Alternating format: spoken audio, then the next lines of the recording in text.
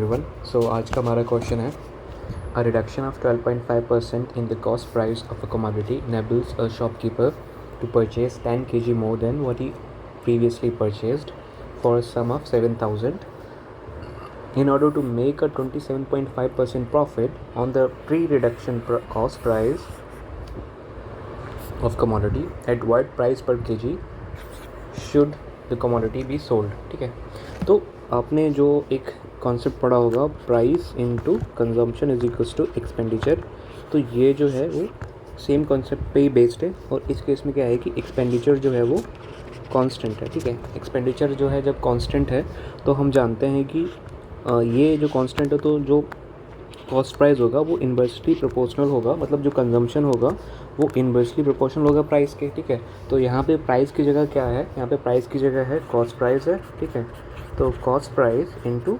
Quantity is equals to expenditure. ठीक है, ये है।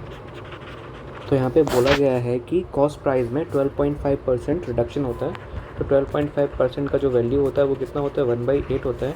यानी कि पहले जो कॉस्ट प्राइस था वो 8 था, अभी जो कॉस्ट प्राइस हो गया वो 7 हो गया है। ठीक है, तो इसका क्या मतलब है, इसका मतलब ये है कि कॉस्ट प्राइस जो है वो रिड्यूस हुआ है।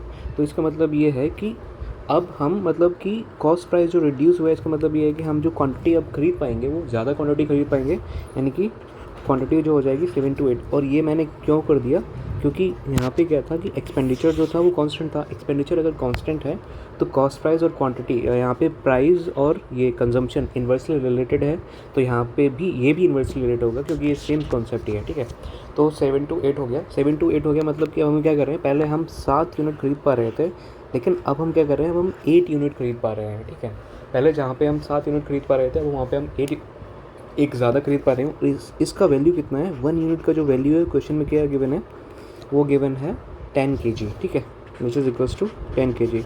इसका मतलब ये है कि पहले जो हम क्वांटिटी खरीद रहे थे वो कितना था, 7 यूनिट। 7 यूनिट का वैल्यू कितना हो जाएगा, 70 kg। पहले जो हम खरीद रहे थे वो 70 kg खरीद रहे थे। ठीक है, और अब जो हम खरीद रहे हैं वो कितना खरीद रहे हैं, 8 × 10 इज इक्वल्स टू 80 kg। अब हम 80 kg खरीद रहे हैं, पहले जब हम 70 kg खरीद रहे थे, ठीक है, तो हमारा जो पर यूनिट का मतलब पर kg प्राइस कितना था, 7000।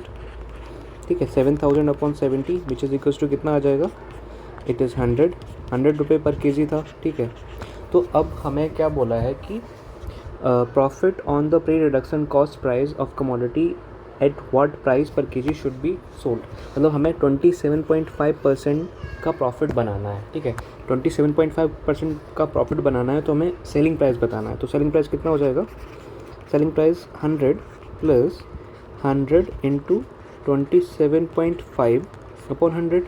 ठीक है, तो हमें 100% तो चाहिए ही चाहिए, मतलब हमें कॉस्ट प्राइस तो चाहिए ही चाहिए, हमें ये 27% एक्स्ट्रा चाहिए किस पे, इस 100 पे। ठीक है, तो ये कैंसिल हो जाएगा, तो हमारा कितना आ जाएगा, selling price 100 plus 27.5 which is equals to 127.5।